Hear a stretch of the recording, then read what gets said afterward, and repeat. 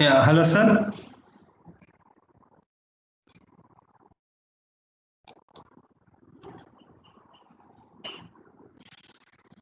Lokesh, sir. Yes, Suresh. Yeah, Suresh. Yeah, we can start. It's no problem. Okay then.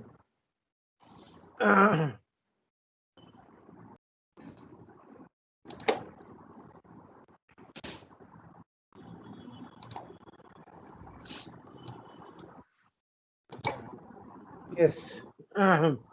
So, good evening, everybody. So, today we will start with the 8051 programming. So, before starting to that one, I like to tell about something. So, which is called as a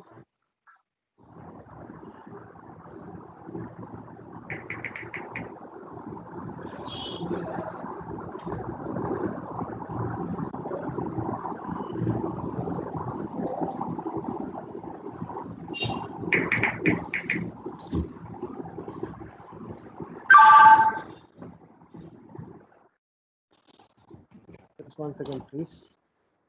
So, it's not giving proper.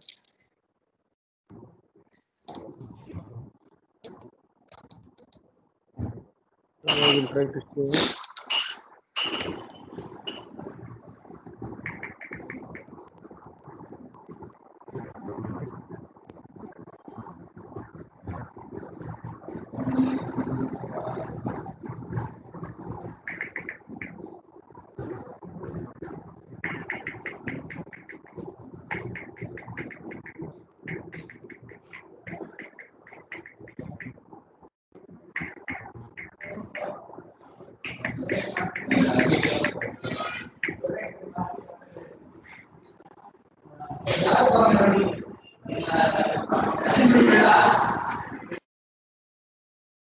Yes. So, today. So we will see about the 8051 programming. So before going to the 8051 programming, so what I will do is, so I will try to tell about the process of programming. So this is the process of programming.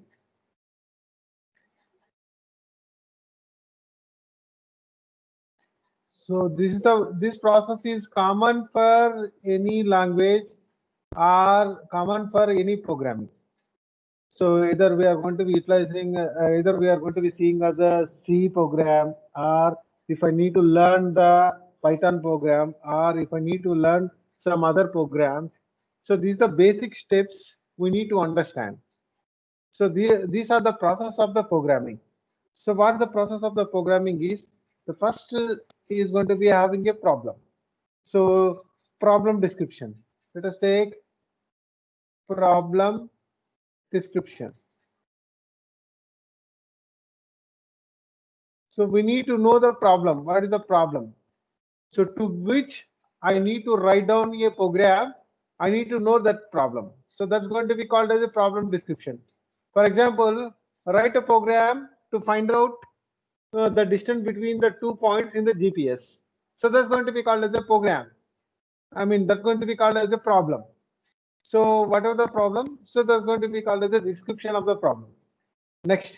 So if after that one, we are having a one thing which is going to be called as a model of the problem. Model of the problem. So model of the problem is nothing but conceptual view. So conceptual view is nothing but, so let us take, I need to, I'm going to taking the conceptual view is nothing but, let us take, I need to build a ATM. So I need to build a ATM system, total ATM system. So the ATM system can be built, or what we are going to be doing is, first we will try to simulate that one. The total system is going to be built, and first we will try to simulate that one. So that's going to be called as a modeling. So conceptual view, you can able to say as a conceptual view, or simulation is going to be called as a modeling of the problem. So first we will try to model the problem. Next, after that one, we will try to find out the logical solutions. So logical solution to the problem. logical solutions. So whatever the logical solutions we are going to be having, so this is the important step in the processing of the program. In the processing of the program, so this is the important step. So which is called as a logical solution. Logical solution is the important problem, important part. So what is the meaning of the logical, obtaining the logical solution? So there we are going to be having a finite and clear step-by-step procedure to solve a problem. Step-by-step solution, step-by-step solution. Or this step-by-step solution, I can able to call this one as a algorithm. So in the algorithm, we are having a step-by-step procedure. So if it is going to be having a visualization of this algorithm, which is going to be called as a flowchart. Flowchart will give us the visualization of the algorithm. So in this step, so what we are going to be giving is, we will try to find out step-by-step procedure for a problem or for a model which is going to be given by a model of the problem or whatever the problem we are going to be discussing.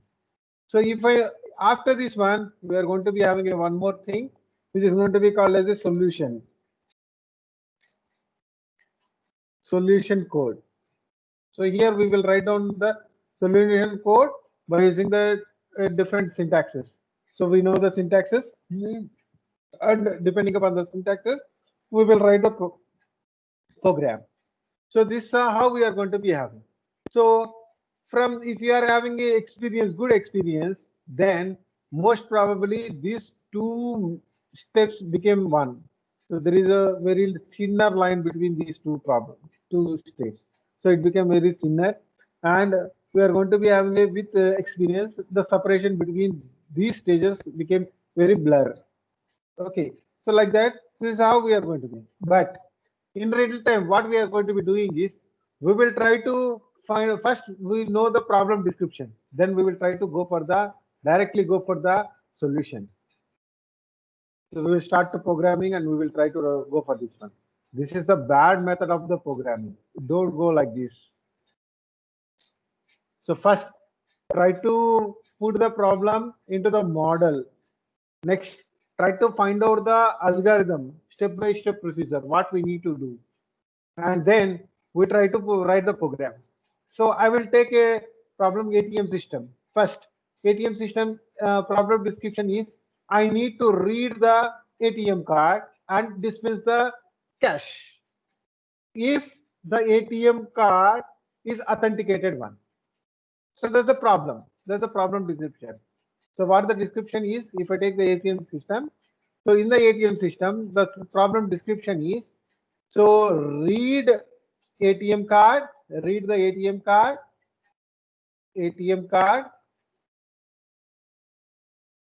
dispense the cash, if and only if it is a authorized one, if it is a authorized card. So there is a problem we are going to be having. So first, for this problem, what we will do is, we will try to build a model. So model is nothing but, so we will take a simulation. So we will write a we will take a simulation models. So like, so how, so we can able to have a one block which is going to be read the ATM, and second block which is going to be having authentication of the ATM, third block which is going to be having a dispensing like this. So we will put all together and we will model like this, and we will put all together and we will try to simulate this one. Try to simulate. So simulate whether we can able to get the proper output or not. We will see that. Next, after that one, we will find out the logical solution. Logical solution is nothing but, so if I go for the ATM system, first it will, the first point is, it need to give the clear, it will give a message to the user. user message. First thing is it's going to be given as user message. So you can dip into the ATM. You can dip the card like that. So the user message. Next, so the user will dip the card. Then it need to read the card. Need to read the card. Read card. Next, third one. So read after reading the card, it will again display the message. Display message. Display message. Input your pin. Input your pin. Next, fourth one. So now it need to connect to the server. Connect to the server and check whether the card is authenticated. Authenticated. Whether the card is authenticated. Next, if it is authenticated, then it will prompt for whether he is going to be. So if it is a ATM, you prompt for money, how much money he required, Then user will put the money and it need to read the value, whatever the money value it's going to be having. Then it need to check balance is there or not. Balance is there or not. Next, after that one, if the balance is there, then it is going to be dispense the cash. Dispense the cash. After dispensing the cash, it need to decrease whatever the stack of the cash it is going to be having. It need to minus that one, and it need to update the stack of the cash, as well as it need to update balance in the user, like this. So these are the steps, so which is going to be called as the algorithm. So depending upon this algorithm, first the user message, display the user message. So if I am going to utilizing the C programming, then I will use as the print statement. Print is going to be utilized and it is going to be display the message, whatever the message we require. Next, read the card. So there we will use the program, one instructions to read the word. Like that, it is a very important step. So loosely speaking, whenever you are having a problem description, whenever you are having any problem, so first try to write down a flow chart. Practice this. If you practice this one, then you can easily write down the solution code. Code will be written very easily. Okay, so don't go directly to write down the code. Even you know the syntaxes and all those things. Try to don't go for the solution directly. Instead, go for logical solution, or it is going to be called as the algorithm. Then go for writing the solution. So this is going to be called as the process of programming. Okay, try to write the flow chart. Write the flow chart yourself. Okay, which will improve your programming skills. Okay, so with this point, I'll try to explain about the embedded C programming.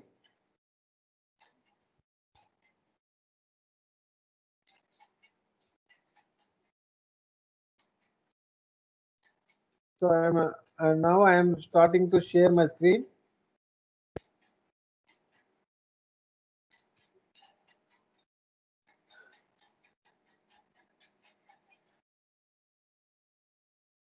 Yes. So today we will try to discuss about the embedded C. Okay. So first thing, what is embedded C? So we know about the conventional C language. So there we are using the embedded system to refer the embedded programming. Embedded C is nothing but embedded programming. So in conventional C, so we are utilizing this conventional C is going to be utilized to program the PCs or laptops. So general purpose computational devices. Whereas if I need to program embedded systems, so then I will go for the embedded C. So we will see what are the similarities we are going to be having. So first we will try to see about the what are the advantages. It is a mid-level with high-level features. So actually it's a mid-level language. So it's going to be having high-level features, such as it's going to be supported the functions, modules. So low-level features is nothing but it can be access to the hardware via pointers. Okay, so that's how we can able to have the we can able to utilize the embedded C. So both to write down the modular programming, so like functions and all those things, and we can able to utilize this embedded C as a low-level programming to access the devices, hardware devices. So via C program like that, via pointers. So most probably 85% of embedded applications are used this C. Okay, so this is the safe and robust and higher level language. You can able to say as it's going to be supporting higher level language also. So we can able to easily manipulate. So we can able to easily manipulate or change the state of the hardware, or we can able to change the state of the memory, addresses, all the things we can easily do that one. Okay, so whereas in normal C, it will take a somewhat difficult to manipulate the hardware. Okay, but here it's going to be having a very easy, and it's going to be having a very efficient one. So whatever the programs we are going to be having, this embedded C, if you write this one, we are going to be having so well understood one also. So we can able to have a compiler up to a processor of 80 to 30 bit. We are having a 8-bit processor, 8-bit compilers, 16-bit compilers, 32-bit compilers, which can compile the embedded C like that. So, so depending upon the processor, so we can able to utilize size of the processor. We are having a different compilers, and we can able to compile the program. Okay. So next we are having a 851 is going to be supporting so cross compilers also. So by using the ANSYS C directories, it's going to be supporting. It's going to be supporting. 1 second, please. Yes. It is going to be supporting the standard C directives also. Okay. So these are the advantages we are going to be having. So if you see that what is the C versus embedded C? So what we are going to be having a comparison, something like as a comparison, what we are going to be having in the C and embedded C. So C is a well-structured and standardized general purpose programming language. That's what I mean, general purpose computing. So if we are having a general purpose computing, so then we will use the C. So whereas the embedded C is going to be considered as the subset of the C. So C is the universal set. So in that one, the embedded C is going to be having. So with some extra features. So it's going to be having a same extra keyboards. So like that, storage classes like that. We will see that one. So a software program called as a cost compiler is used for the conversion of the program written in the embedded C to the target processor. We are having a cross compiler. Very important. Compiler is one which is going to be converting the high level language into the mission level language. Okay, so that's what we normal standard C is going to be utilizing. So it's going to be conventional C program is going to be utilized a compiler. So that compiler will translate the high level language into the mission level language like that. Whereas the cross compiler is nothing but, so what we are going to be doing is we will write this embedded C program, and a cross compiler is going to be sitting between us. This is a software program which is going to be converting this high level program into compatible to the embedded controller, whatever the embedded controller we are going to be having. So this compiler will convert this code to the compatible of this embedded controller. So that's going to be called as a cross compiler. So in the embedded C, we are going to be utilizing the cross compiler. Okay, so that's how we are going to be utilizing. Next.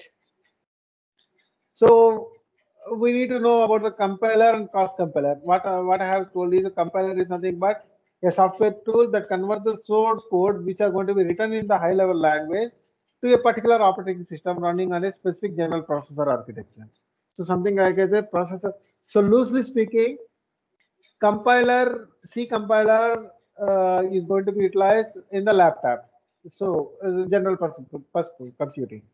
Whereas a cross compiler is going to be utilized for the embedded system, because the embedded system doesn't have a OS.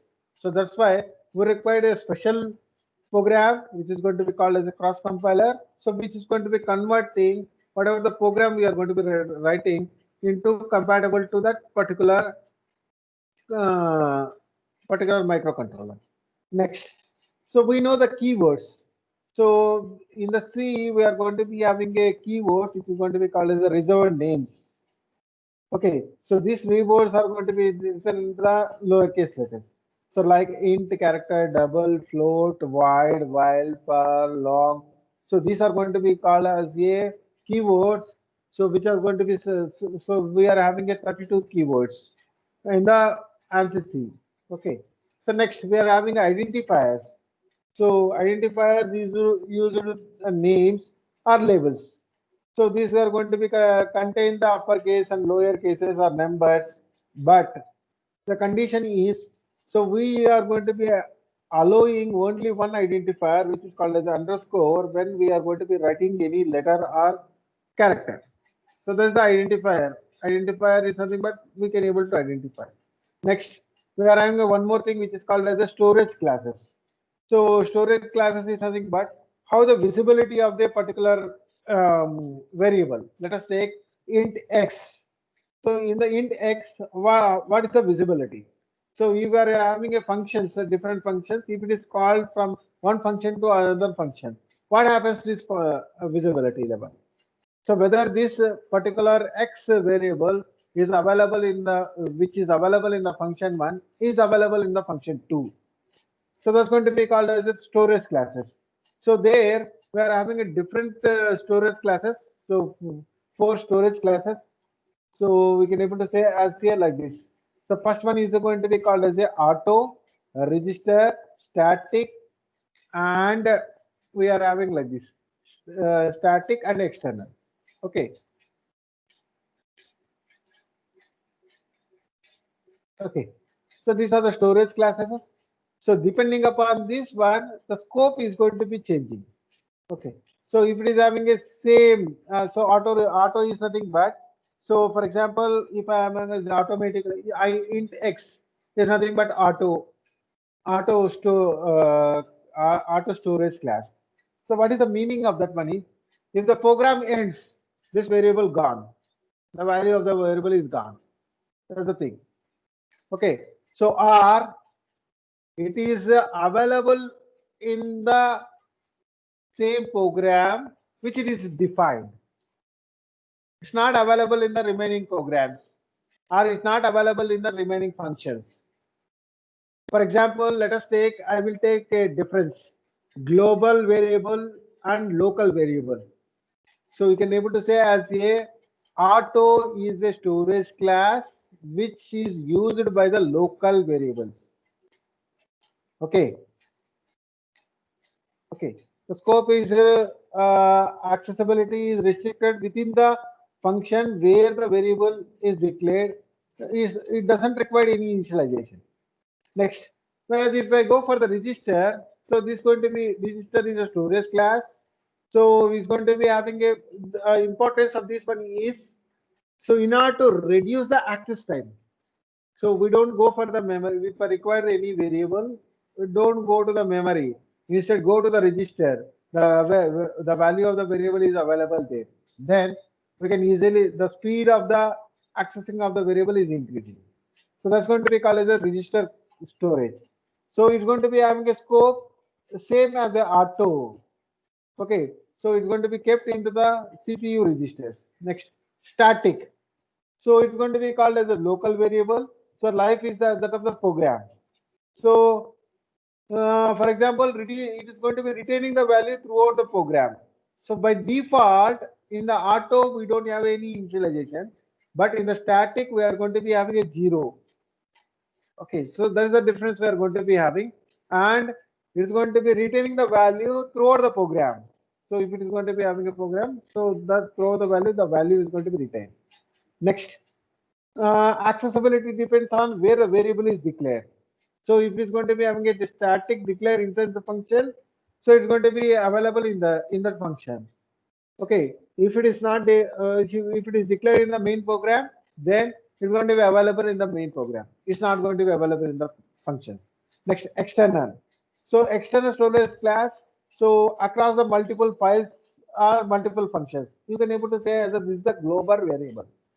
Okay, in terms of the variable, you can able to say that this is a global variable. So like that we are going to be having. And if you see here, so we are going to be having a different data types. So like in normal C program, where we don't have this type of variable bit data type. So it's going to be stored only one bit. Okay, the value range is going to be having a 0 to 1. So normally, so we are going to be having a unsigned characters.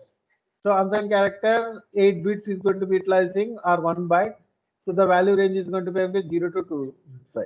So whereas the signed, we are going to be having a sign extra 1 bit is going to be given to the sign to represent the negative or positive values. That's why the range became as a -128 to 127. Like that, we are having a enum, we are having a signed short. This is the 2 bytes data. Unsigned short is the 2 byte starting with a 0 to 65535. Next, signed integer is a 16. Unsigned integer is a 16. Next, signed long 32 bit. Unsigned long is a 32 byte. Next, float 32 bit, like this. So, but if you see the unsigned long and float, so the exponential power is going to be having something like this. Precise values, if I require the precise value, I will go for the float. Next, the special data types which are going to be supported in the embedded. So these are the supported embedded data types. The specialty is the S bit. So like a bit, which is going to be supported 1 bit, here we are going to be having a short bit S bit. So with the SFR, special function register is a one of the data type. So which is the 8-bit data type. Okay.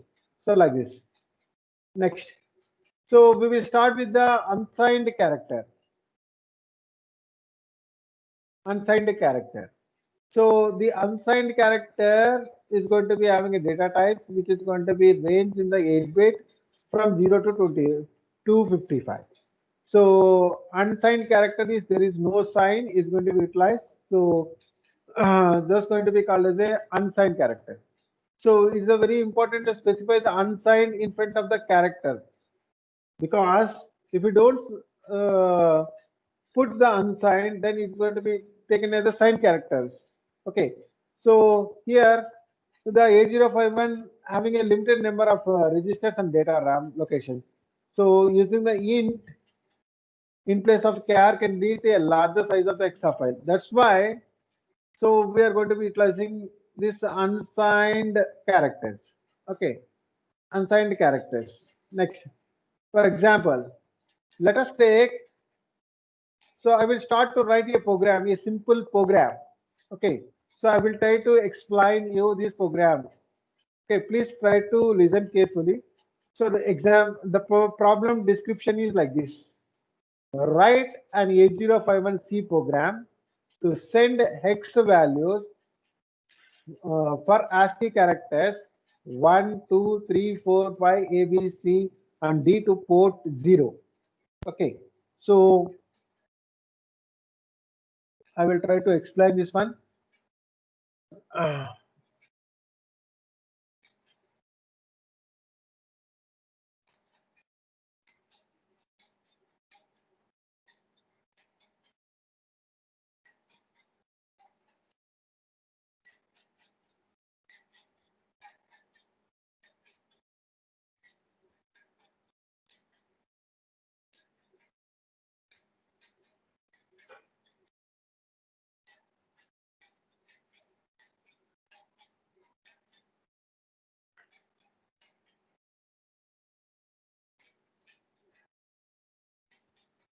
Yes. See here. So we are having the problem description is like this. So we are having a 8051 microcontroller. So I will write it as a mu C, which is going to be called as the 8051 microcontroller. So in the 8051 microcontroller, we are having a ports. Let us take the ports is going to be given as a P0, P1, and P2. So we are having a 3 ports. The port 0 is a 8-bit port, 8-bit.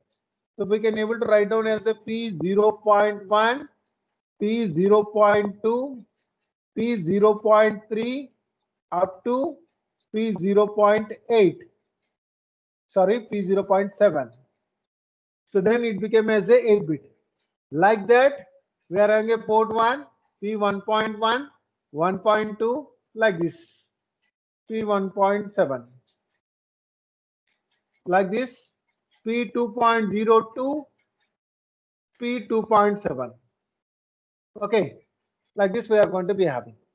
So what the problem is given is, so we need to display the characters from 0, 1, 2 to 9, A, B, C, D to port of the 8051 microcontroller.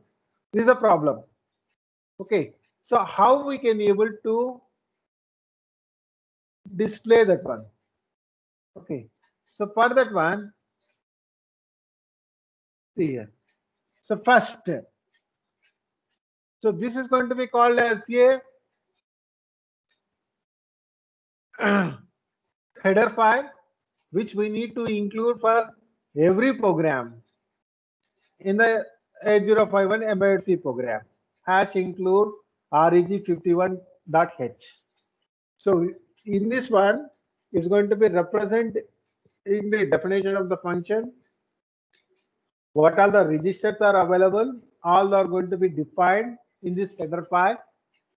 Okay, so whatever the architecture view of the 8051 is converted into the software model, and it is going to be included as a reg51.h.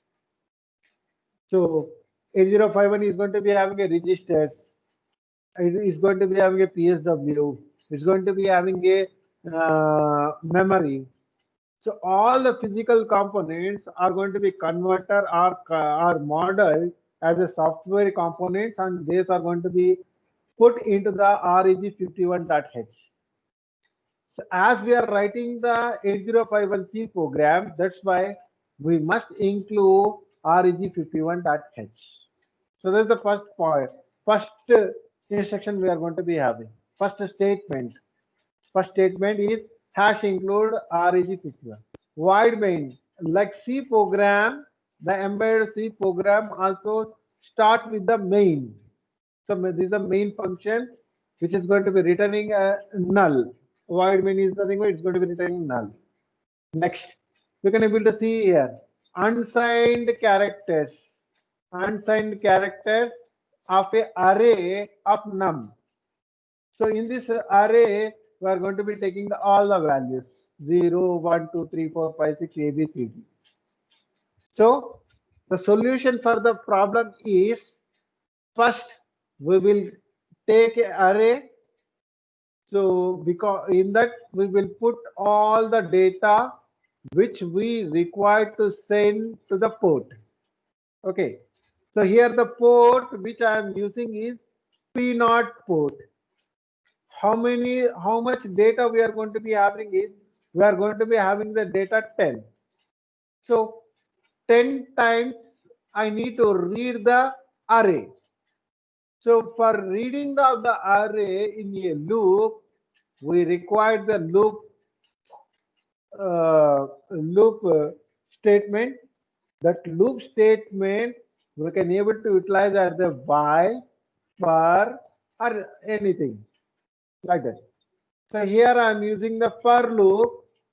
So I have represented as a character Z. Whatever the character I need to sending, I am going to represent it as a Z. and the Z value is going to be started with the 0 to 10. It's going to be continuously incrementing. And P0 is the port 0 where I am going to sending this numbers. So now we can able to understand what is the output of this program is.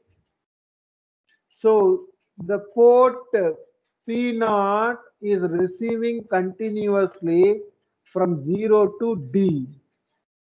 Is receiving the data continuously from 0 to D.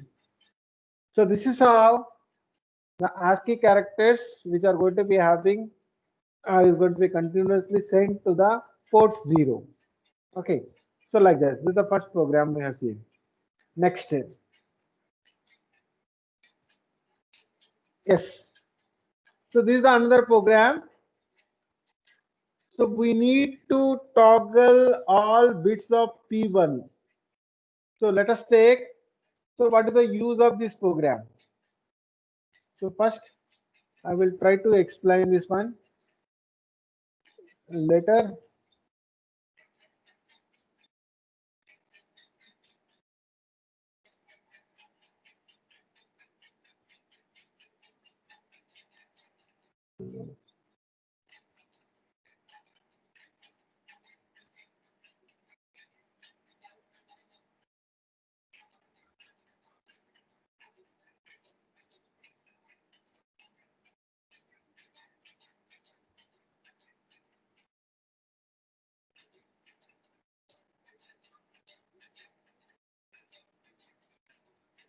So the use of this next program is, so let us say I need to send the data or toggle the bits of the P0. So I'm having a port P0. So here we are having 8 bits. So let us take, I've connected this 8 bits with the LEDs. Each and every bit is going to be connected with the LED. Let us take LEDs are going to be connected. Next, like this.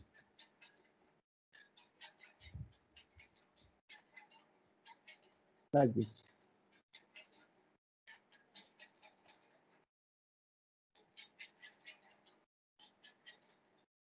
So let us take a resistor, a resistor, a resistor, VCC, like this. Okay. So I need to blink them or I need to toggle them continuously. So on, off, on, off, on, off, continuously. All this one. So that's the problem we need to do now. How we can be able to do that one? So for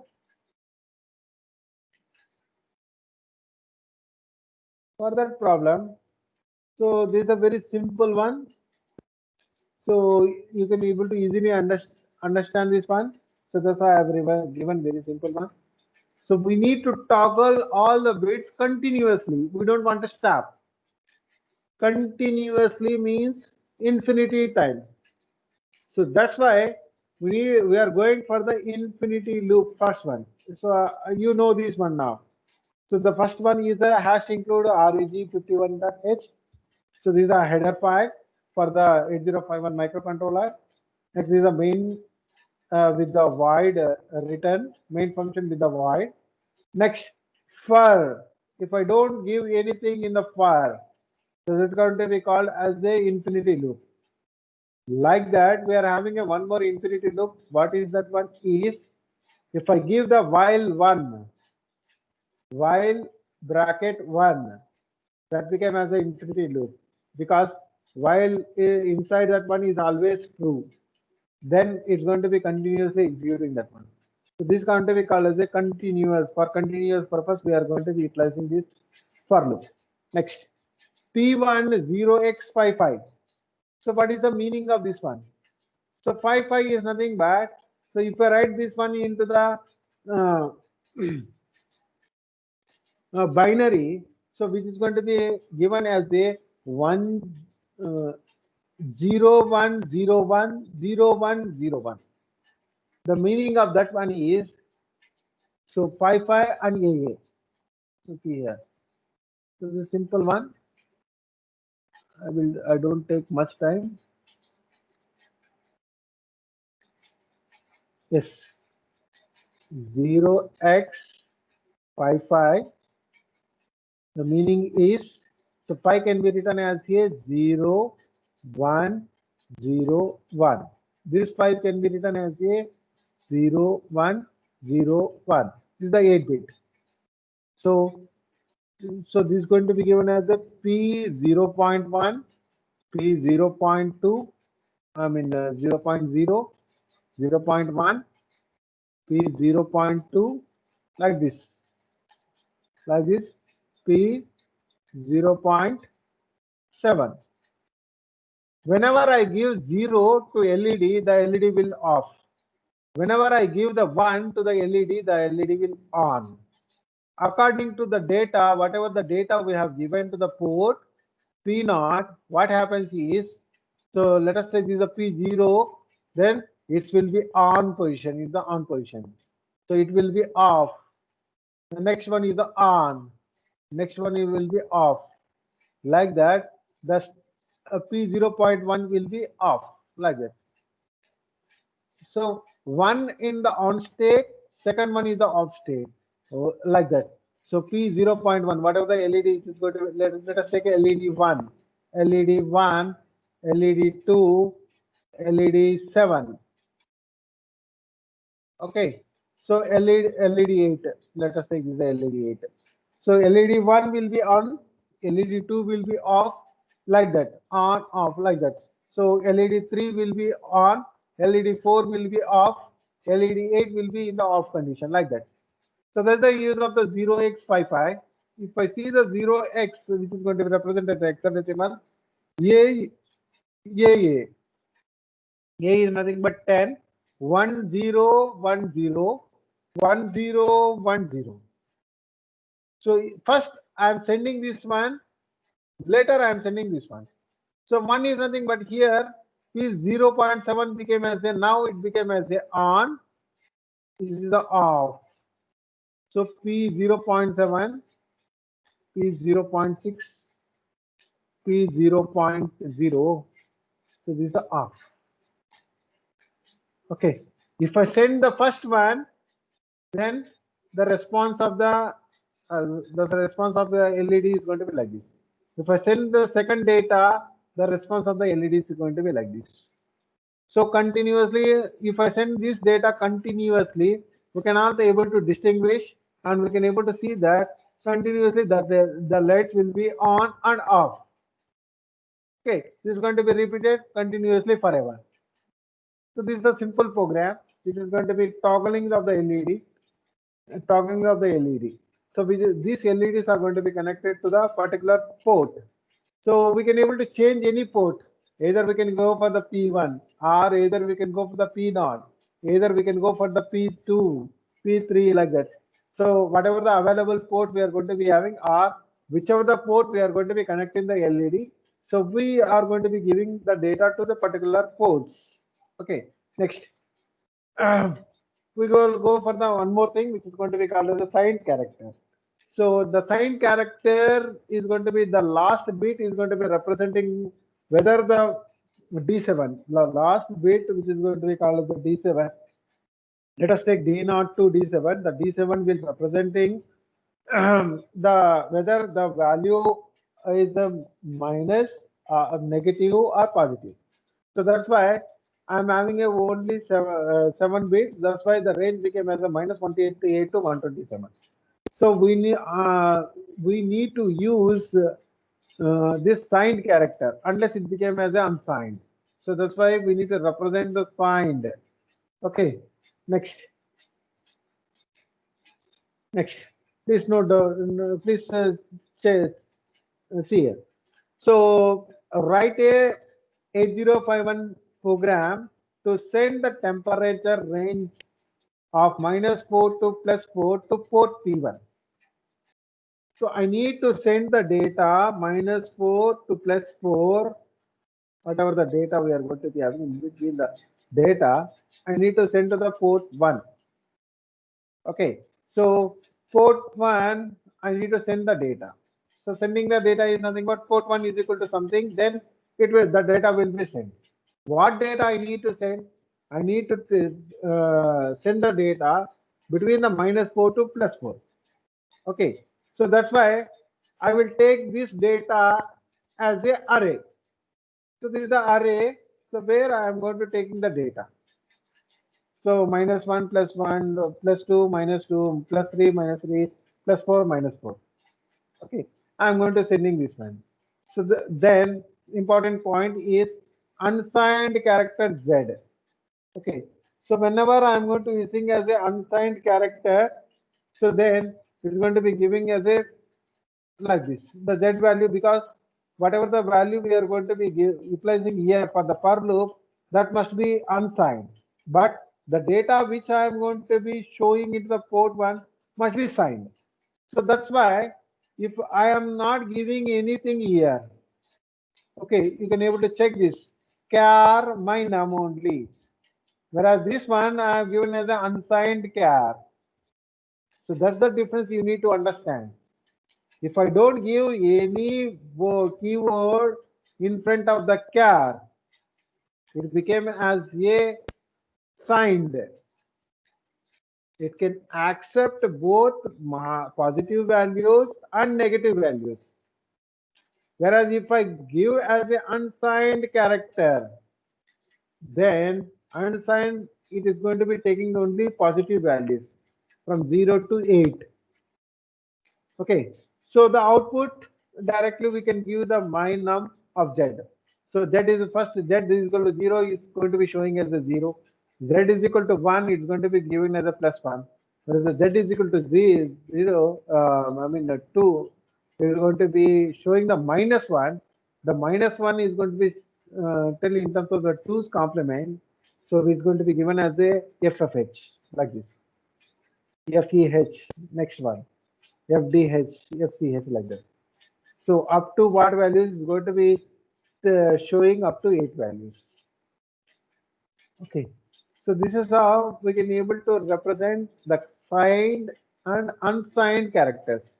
The important thing you need to note down is what is the differences of the signed and unsigned characters. Next. So after one, we are having an unsigned int. So character up to now we have seen over the character data type. Now we are going to be seeing as we are going to be discussing about the unsigned int. So unsigned int is a 16-bit. That's why we can able to have the range of 0 to 65535 or 0 to 4F. Okay. So it is going to be used to define the variables such as the memory addresses, set counter values, which are going to be more than 256. If up to 256, we will use the unsigned characters. If the data is going to be more than the value of the data is more than 256, then we will go for the unsigned int. So registers and memory access are 8-bit chunks. The misuse of the int variable will result in the large hex file, because if the data which is going to be having a holding only 8-bit data, but we are going to be declaring as a unsigned int. So it's going to be taking every instruction is going to be taking as 16 bits. So unnecessarily we are going to be wasting the memory, or indirectly we can able to say that hex file is going to be having a hex file is nothing but. So after compiling the embedded C program, we are going to be generating a file. That file is going to be called the hex file, or you can able to say as the bin in the binary file. Okay, so we are going to be loading this hex file directly into the microcontroller.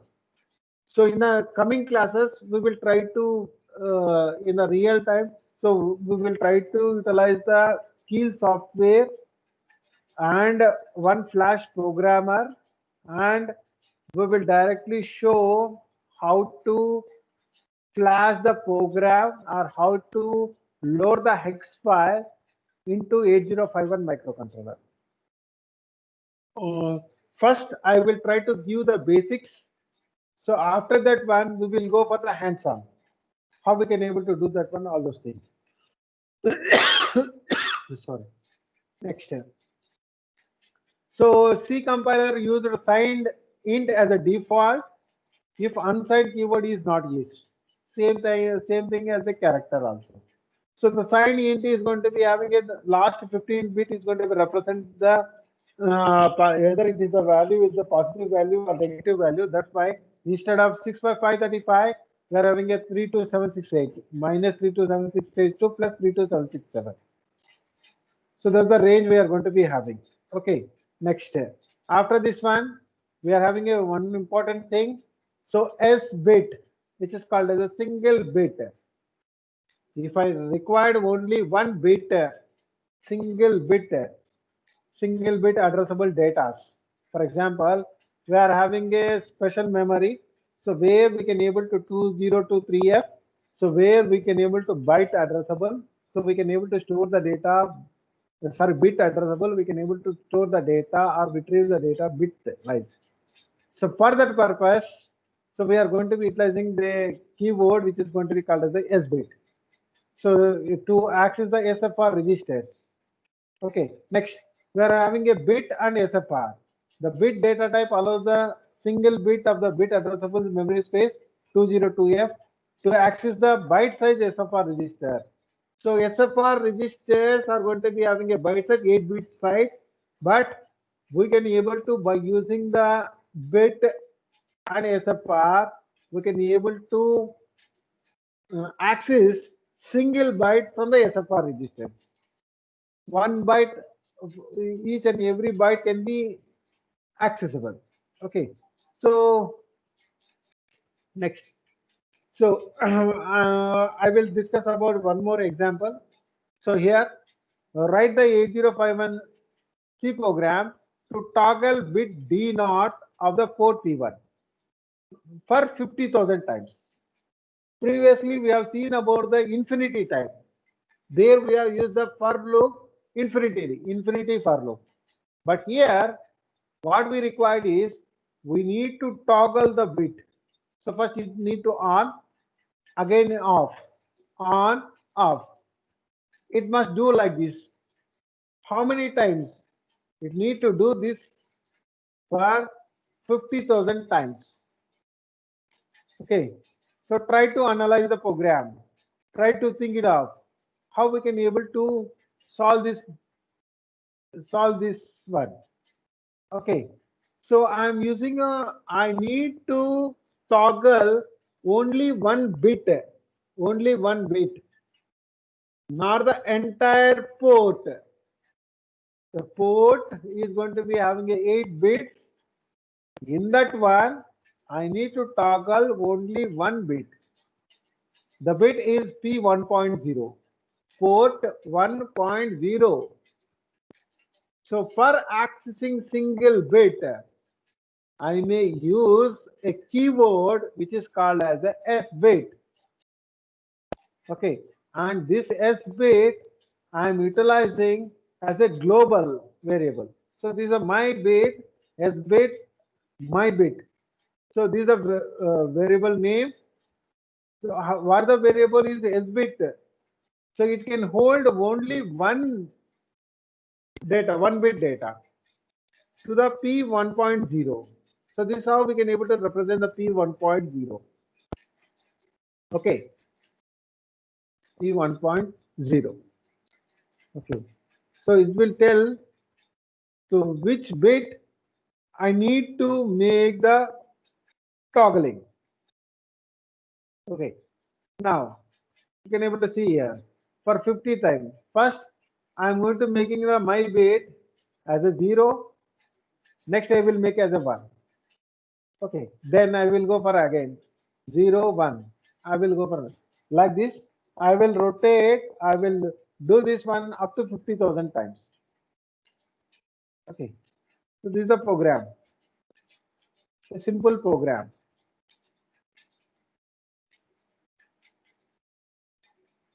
Next. Now, here's another one. write 8051C program to monitor bit P1.5. So monitoring the P1.5, I need to take the data from P1.5. If it is high, if the value of the P1.5 is high, send 55H to P0. I need to send the data to the P0. Okay. Otherwise, send AH. If the monitor bit is not equal to 0, then send AH. That's a simple thing. Okay. Which bit I need to monitor? I need to monitor P1.5, that single bit.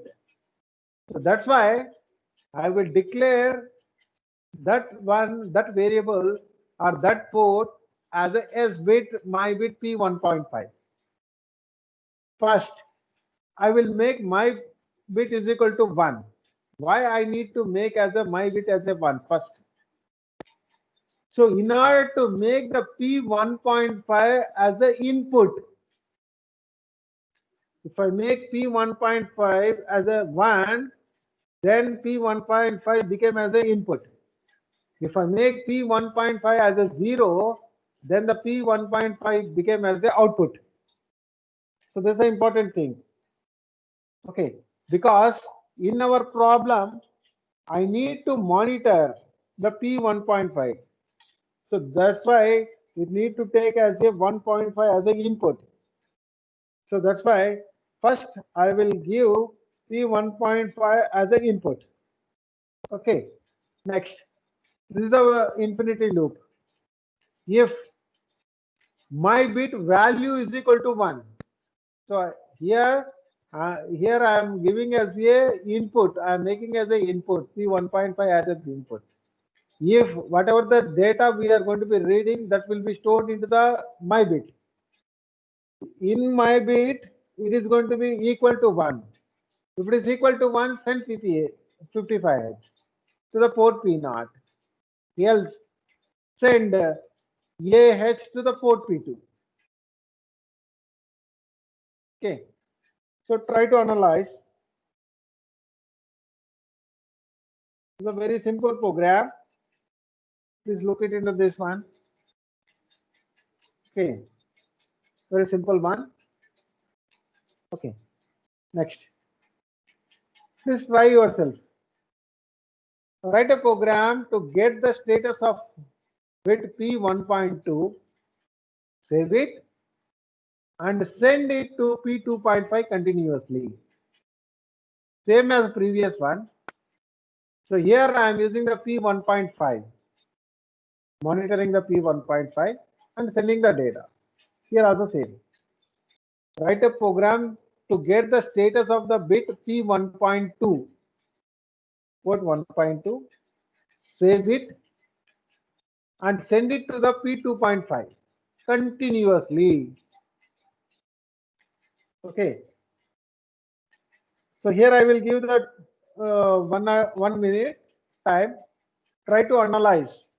Try to write yourself. Take a book. Try to write. You need to know the blueprint. The blueprint is nothing but it must start with a hash include reg51.h. So it's going to be having a void main. This is the main thing. So from there, the main function will start with a open flower basis and it's going to be ended in the closed flower basis. Like that. So in between that, we are writing the logic, whatever the logic is required. So that's going to be called as a blueprint. So if you are having a pen and paper, try to do this program. Very simple one. Read the data from bit P1.2 and send it to the P2.5 continuously. Okay.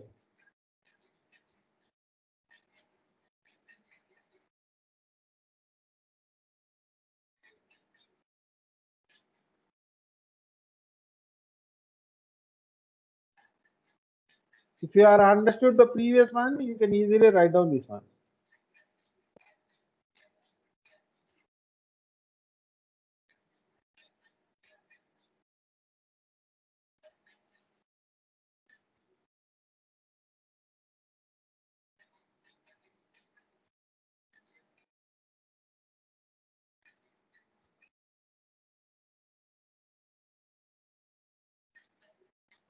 Yes. So I will review the program. This is a very simple one. See here. So we need to get the status of the bit P1.2, save it and send it to the P2.5 continuously. So first, I will start with the bits. So what bits we require? We require the P1.2 and we need to send to the P2.5. Both are the bit data. That's why I will use the S bit. So one is the input bit, which is the received from the P1.2. Second one is the output bit, which is going to be sending the whatever the received P1.5. Next. So bit M bit is nothing but I'm using the declare the bit addressable. Bit addressable, I'm going to using the M bit addressable thing. So to store the data. So with the one bit data, that's why I will use the bit M bit. Whatever the data which is going to be taken from the P1.2 must be stored in the M bit. Okay. Next. We need to do this continuously. That's why I will write the while loop. Okay. So while one is nothing but infinity loop. So mbit, I need to save the what the data I need to send. I need to save whatever the input bit. So that in bit is nothing but whatever the data which is going to be coming with a P1.2. So that will be stored into the M bit. Next, I need to send the data to where? I need to send the data to outbit.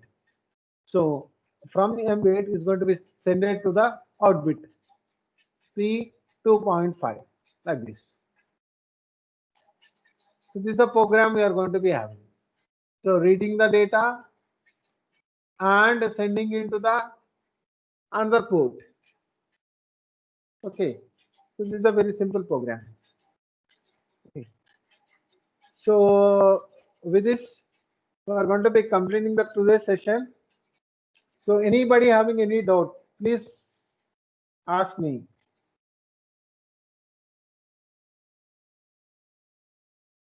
Anybody having any doubt? Hello?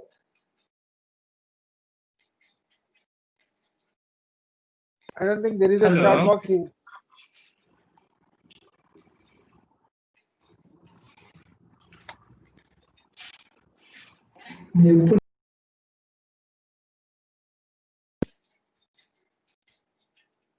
Hello? Yeah, sir. Yeah, if you are having any doubt, please ask me.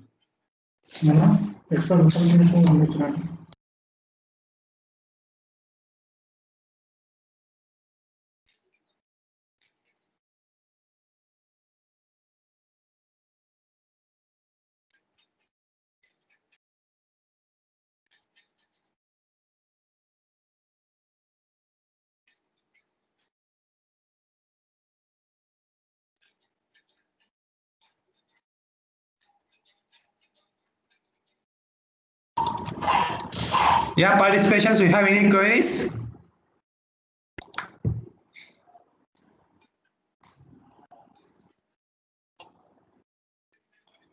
Please let me know.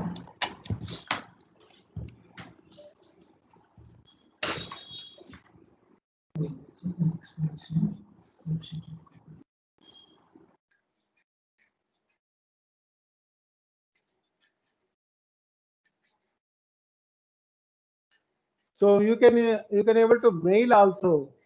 If you are having any doubt, you can able to mail also. Mail to the Ekalavya group, so that I can able to reach to the mail and I can able to give the answers also. Okay.